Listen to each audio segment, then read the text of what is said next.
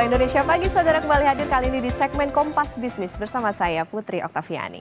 Uang negara 4,9 triliun rupiah sudah mengalir ke Kementerian Komunikasi dan Informatika atau Kemenkominfo hingga Mei 2024. Dari total tersebut saudara, 700 miliar rupiah diantaranya untuk Pusat Data Nasional alias PDN. Namun kini Pusat Data Nasional dikendalikan peretas memakai perangkat lunak. Menteri Keuangan Sri Mulyani bilang anggaran yang mengalir ke Kominfo termasuk memiliki nominal besar. Kita dengarkan penjelasan Sri Mulyani saat pemaparan APBN kita kemarin.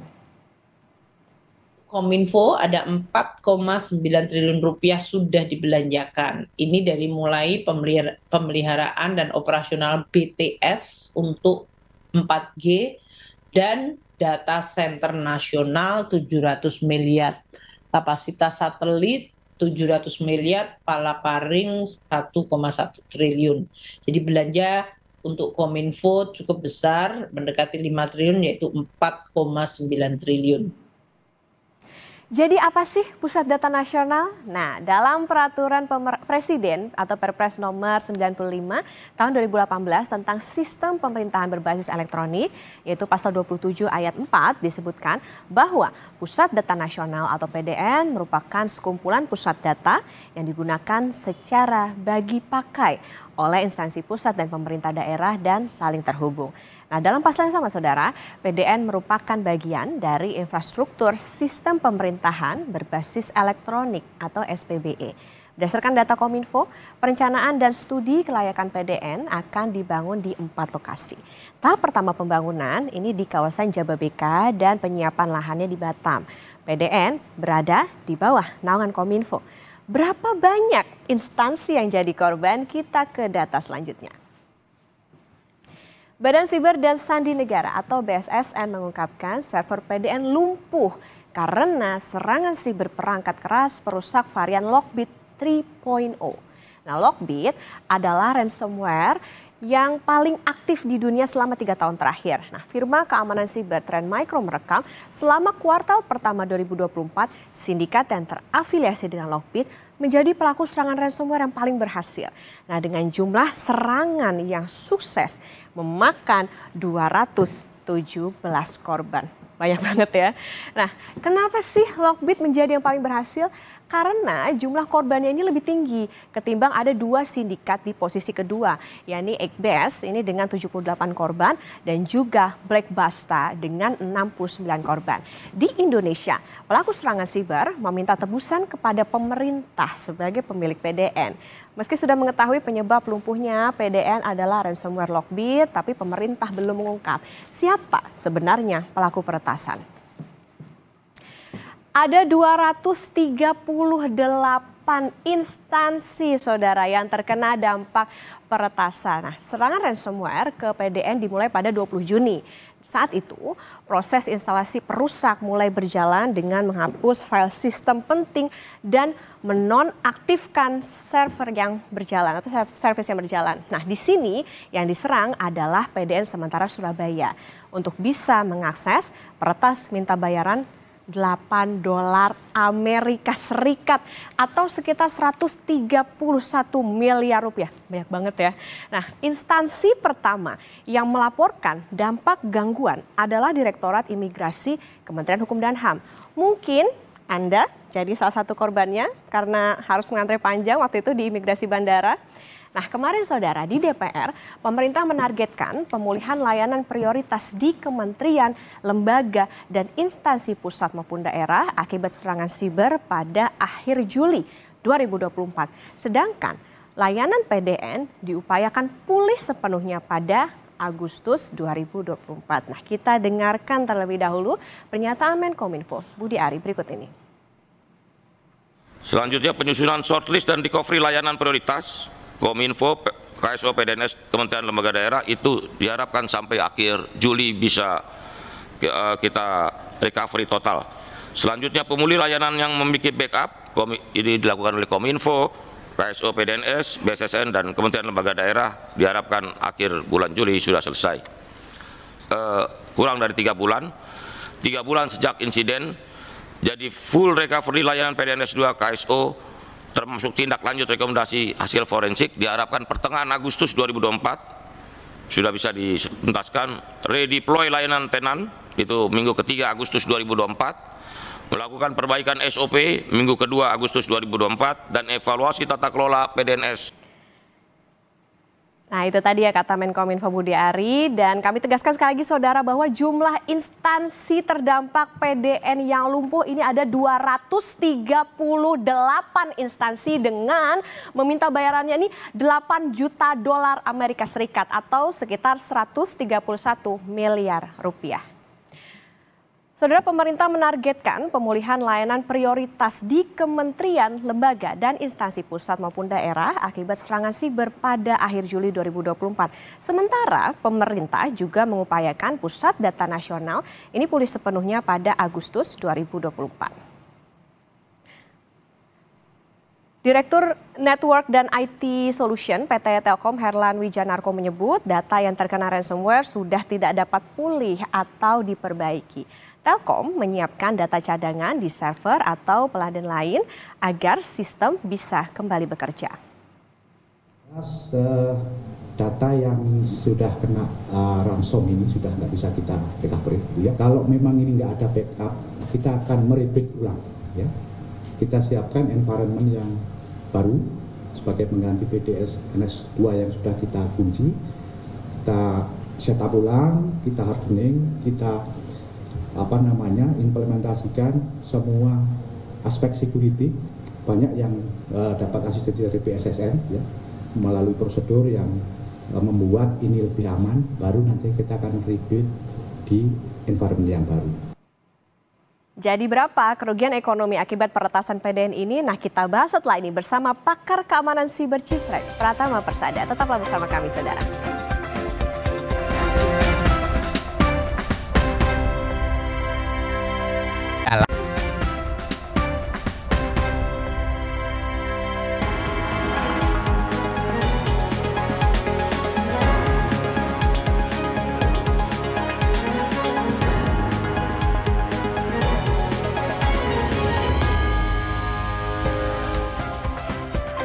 Kompas Bisnis kembali hadir untuk Anda saudara. Jadi berapa kerugian negara akibat peretasan ini? Kompas Bisnis sudah bersama dengan pakar keamanan siber Cisrek, Pratama Persada. Selamat pagi Pak Pratama.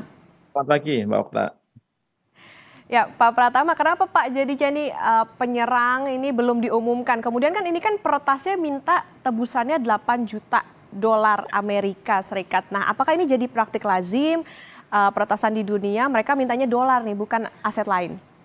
Iya, karena kan gampang kalau di luar negeri ngitungnya pakai dolar ya gitu. Dan memang ransomware ini rata-rata dia permintaannya dengan dolar. Nah, permintaan ransom ini masing-masing grup hacker itu beda-beda gitu. Ada yang seperti ini 8 juta, ada yang 500.000, ada yang 3 juta, tergantung besarnya data, besarnya sistem yang mereka retas begitu. Tapi saya punya datanya gitu bahwa karena perkembangan ransom yang semakin hebat yang ada di dunia ini gitu, jadi kerusakan sistem gitu terhadap serangan ransom ini juga semakin berkembang begitu. Nah, ransom ini kan diminta untuk bayar gitu ya gitu. Nah, ketika mereka bayar gitu, ada 84% korban ransom di seluruh dunia ini yang mereka bayar, Mbak. Gitu, bayar kemudian mengharapkan key-nya itu dikasih, bayar 1 sampai 2 juta dolar, sampai 3 juta dolar dan lain-lain gitu.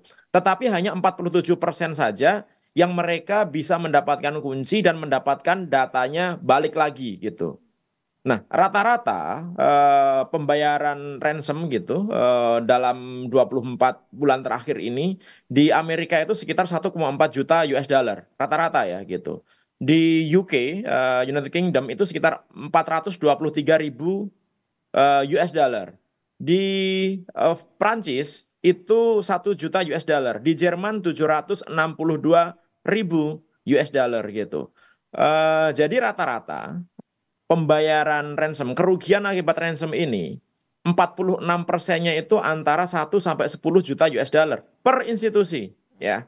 kemudian di atas 16%, 16%-nya itu kerugiannya sekitar 10 juta US dollar. Oke lah, kalau misalkan kita rata-rata nih, satu institusi ruginya 5 juta US dollar gitu.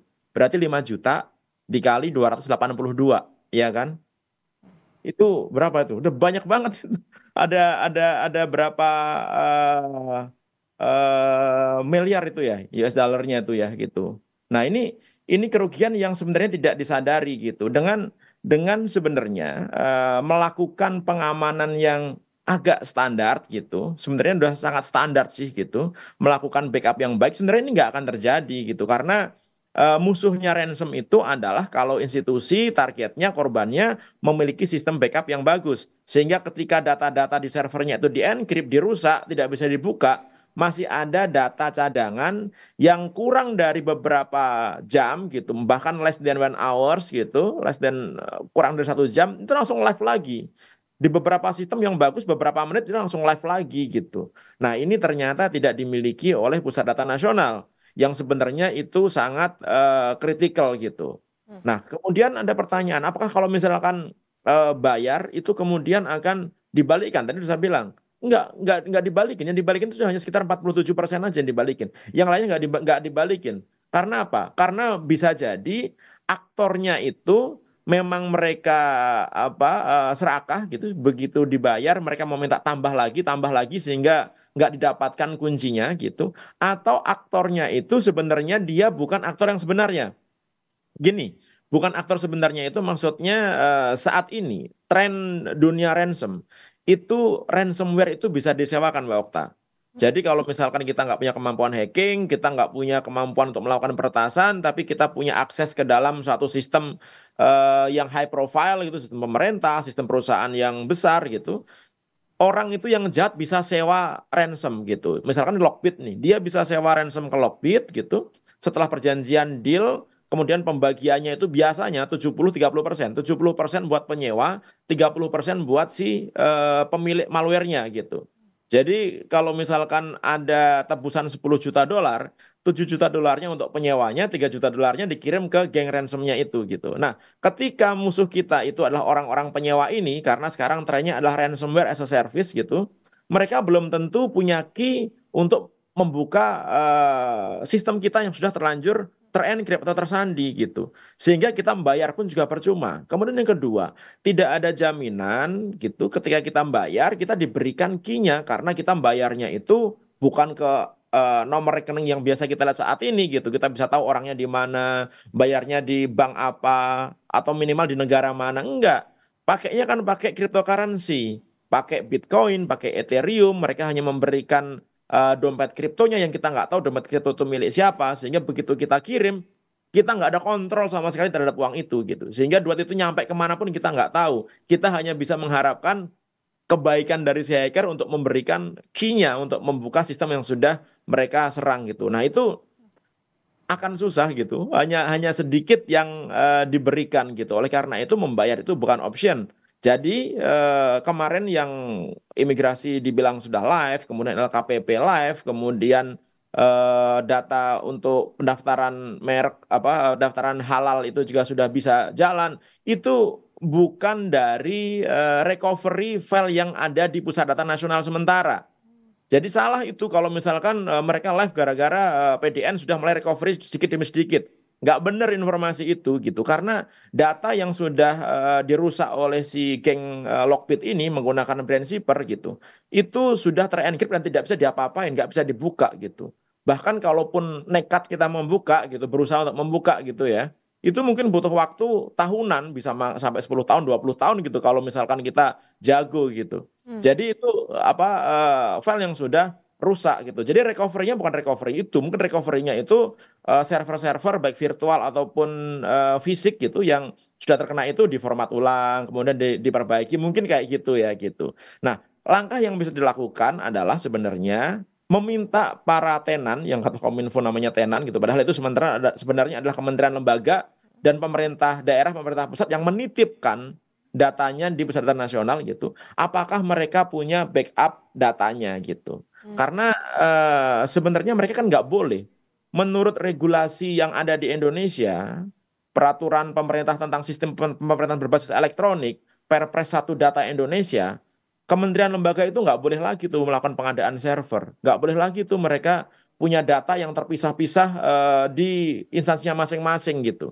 Sehingga mereka diwajibkan, diharuskan, dipaksa untuk meletakkan data dan sistemnya di pusat data nasional. Di sisi lain, PDN ini ternyata belum disiapkan dengan baik masalah security-nya. Jadi saat ini yang selamat itu adalah selamat yang balelo, Mbak.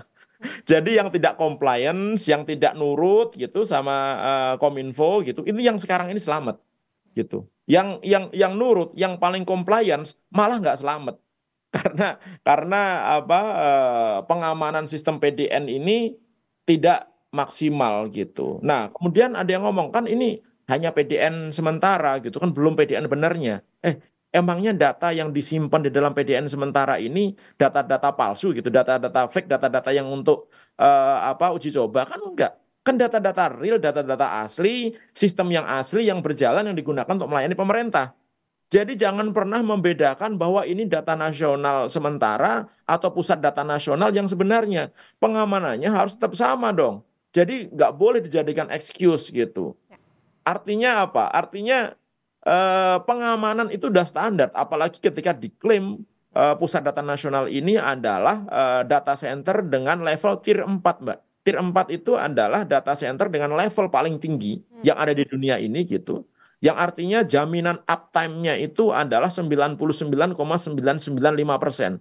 Yang kalau dijamkan gitu, maksimal down-nya itu dalam 1 tahun itu hanya 4 jam. Kemudian wajib ada redundansi gitu. Jadi semuanya redundant, ada backup-nya, kemudian ada backup untuk redundant untuk power supply-nya, kemudian ada redundant untuk jaringannya dan lain-lain. Sehingga ketika sistem utamanya itu down, dalam waktu beberapa menit sistem yang backupnya itu langsung up. Contohnya kalau misalnya kita pakai genset lah gitu, ya kan, di Kompas gitu pakai genset, listrik mati, nyala nggak tiba-tiba gensetnya? Kan otomatis nyala dan itu sudah otomatis gitu. Nah kemarin itu tadi malam ketika saya mendengarkan gitu bahwa backup itu berdasarkan request dari tenan gitu. Nah ini nggak masuk logika berpikir saya lagi nih gitu. Bagaimana sistem backup itu harus di request padahal itu sudah default ada dalam sistem. Kominfo nggak perlu tahu isinya, nggak perlu tahu isi datanya, nggak perlu harus melihat isi datanya. Dan sistem backup itu nggak perlu kita melihat isi datanya gitu, karena yang kita backup itu adalah data bit dari server utama. Baik, gitu. Pak. Kayak gitu, Mbak. Ya, Pak Pratama, pemerintah ini kan menolak bayar tebusan, tapi pertanyaannya Pak, kalaupun tidak ditebus, apakah ada jaminan data yang tersandra itu tidak dijual? Nah, menarik ini waktu pertanyaannya. Jadi, grup hacker Lockbit ini gitu, dengan mereka pakai ransomware namanya Lockbit 3.0 yang sekarang bikin turunannya karena banyak antivirus yang bisa mendeteksi Lockbit 3.0, akhirnya mereka berevolusi menjadi Brandshipper gitu. Sampai saat ini belum ada obatnya, ya kan? Saat ini belum ada obatnya. Nah, musuh dari ransomware tadi saya sebutkan adalah backup. Jadi mereka juga tahu nih geng ransomware ini. Beberapa target mereka, korban mereka itu memiliki backup yang bagus. Sehingga kalau hanya mengirimkan ransom, itu nggak akan ada gunanya kalau si targetnya itu memiliki backup yang bagus. Oleh karena itu geng Lockbit ini terkenal di dunia gitu, menggunakan double extortion. Jadi menggunakan kayak double kill gitu. Jadi selain mereka menggunakan ransom, sebelumnya mereka mencuri datanya dulu. Gitu. Jadi mereka mencuri data yang ada di PDN, diambil semua sama mereka, di-copy semuanya sama mereka. Kemudian setelah mereka dapat semua datanya, server dari PDN targetnya, sasarannya itu, korbannya itu baru di-encrypt dengan ransom. Sehingga tidak bisa digunakan. Nah, biasanya kalau mereka minta tebusan, bayar dong 8 juta gitu. Kemudian pemerintah atau targetnya nggak mau bayar gitu. Mereka masih punya jaga-jaga, kalau Anda tetap nggak mau bayar, ini loh, saya punya data Anda gitu, yang nanti ini bisa saya jual di internet, bisa saya publikasikan di internet gitu. Nah ini kan sama seperti kasusnya yang menimpa kemarin Bank Syariah Indonesia. Mereka kena ransom, tapi juga datanya diambil.